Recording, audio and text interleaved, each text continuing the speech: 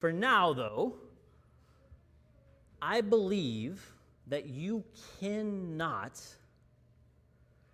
do the violence that happened in Rwanda or the violence that happens in Milwaukee and also see the other person made in the image of God.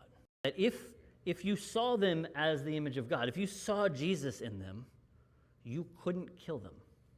Something has to happen to you that makes this story, the Christian story, the person of Jesus who holds all things together, you have to stop believing that to do the kind of violence we're going to talk about. There's an amazing quote when you go into one of the memorials, the Kigali Genocide Memorial.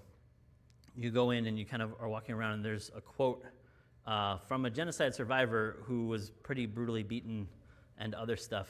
And she said this. She said, "If you knew me, if you really knew yourself, you would not have killed me. If you knew me, if you really knew yourself, you would not have killed me." And she's managed to name that somehow you've been disconnected from the Christ who holds all things together. That you've managed to reject that and turn away from it. And when you do that, you don't actually know yourself and you don't know me. Right? And that's how we can be violent to each other. Right? And also, there's systemic violence everywhere that we're part of.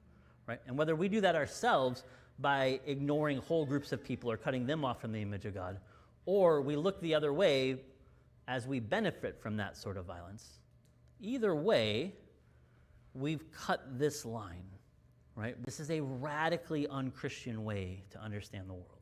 The problem is, it's also really easy and normal for us.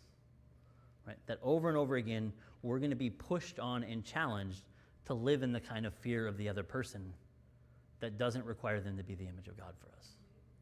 Right? You can't be the image of God if the rest of us aren't made in the image of God. And if they're not part of the image of God, then you don't have the image of God.